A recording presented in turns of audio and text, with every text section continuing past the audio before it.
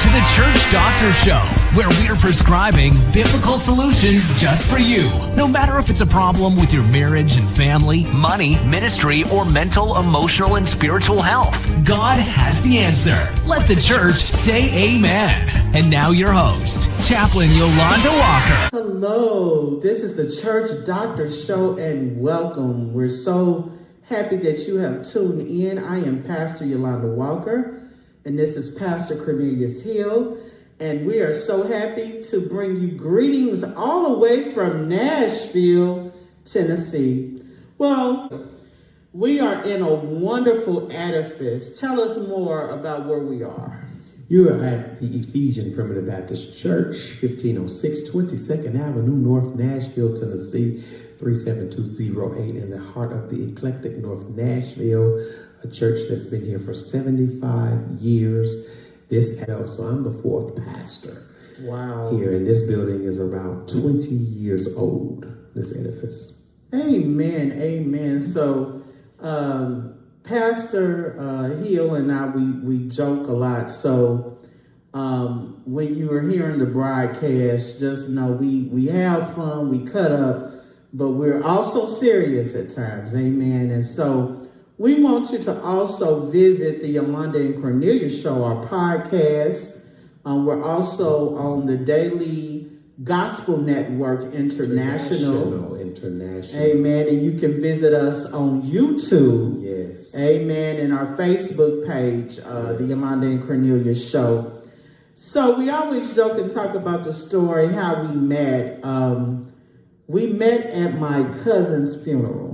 You don't want to tell us where all the podcast places are while that's fresh on my mind. Well, okay. And that's how he does me, y'all. Okay, so go ahead and tell them.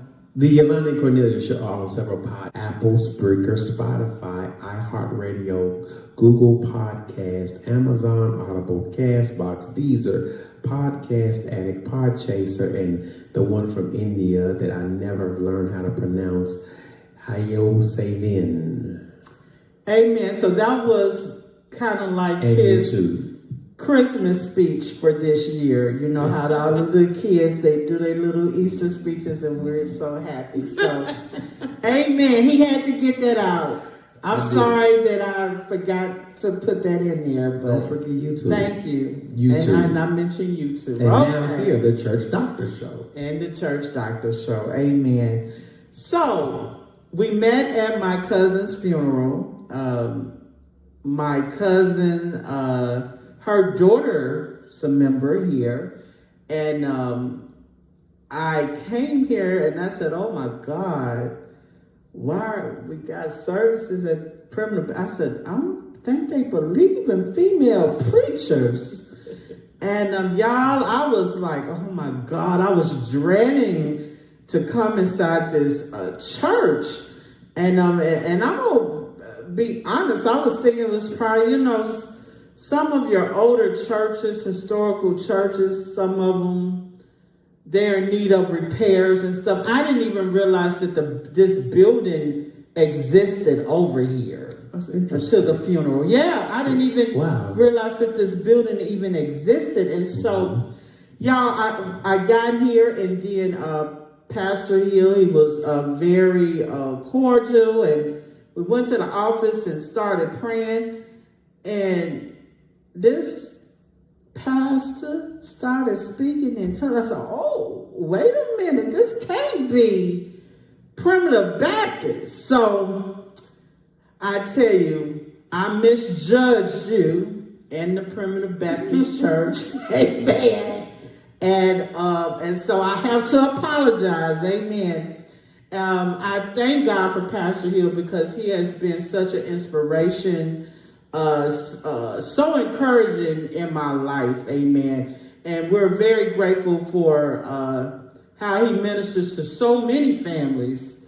I know you've done so many funerals through COVID, but I am grateful for all that him and the Ephesian Primitive Baptist Church, what they do in this community. And speaking of this community, share with this audience a little bit about this community, this zip code, and what it's found within this community, nationally, that we are known in this community for the incarceration, the high incarceration, etc.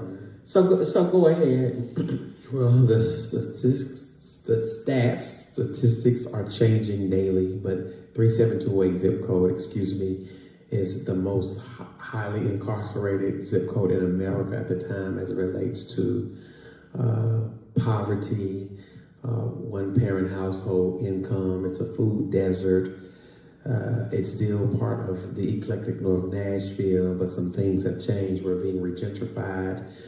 But in this particular zip code, there is still hope, and there's life, and there's light, and people can come to several churches in North Nashville because you actually grew up in one. Yes. Yeah, so it's a place that people would call Nazareth. But can anything good come out of Nazareth? Amen, amen. And you know what? Just in reflecting, it's been a couple of years now? The tornado right came through. Right. The tornado, it was interesting. Some gentleman from the neighborhood said it literally skipped our church, just jumped over it. Like it decided to play hopscotch and jumped over our church and devastated so many other places. And that catapulted us into another realm of service. And we'll talk about it. Every day we were out here feeding and helping and charging cell phones and going up and down the block, making sure people had blankets and things. And a generator was brought to us from a man all the way from Alabama because he had seen the industrious work we were doing on Facebook, and it kept getting shared. So our light lit up literally in the moment of tragedy and trouble. I remember, and I can't remember the exact words, but I remember you had ministered a sermon with all the devastation that happened all around, and yet Ephesians really was not damaged. And I wish I could remember the exact words, but basically, although we weren't possibly totally where we need to be, but God knows that by his grace, we're coming in here, we're praying, and we're doing the best that we can, that he was merciful to make sure that this church did not get destroyed. And it's amazing because how God allowed this church to be such a light, to me, even a brighter light in the community, because there were several churches that got destroyed. Right. And some of those churches have found a new niche as it relates to ministry, and we're grateful for them that have found a niche in this particular place where people can get hope, and we can talk about that on another show as well. Yes. And bring in those pastors. But I'm just grateful to be here on the Church Doctor Show. Yes. On Kingdom Perspective TV. I'm just grateful. Yes. We are grateful to be here. And I want you real quick, share with us, I thought it was interesting how you go about with Christian education, picking out the material each year that you will use within your congregation. So tell us more about that. Well, currently we have the mantra here that we drive instruction through literacy. We do that through the Bible, of course, but we've chosen books to accompany the text of the Bible.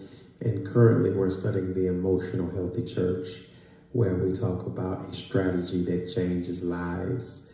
And I'm grateful for that book. And like I said, on the next show, we can encourage every pastor, every leader, every student of the Bible seriously to learn to study the Bible and just study, period. Not reading it is wonderful, but studying it is so much better. Amen.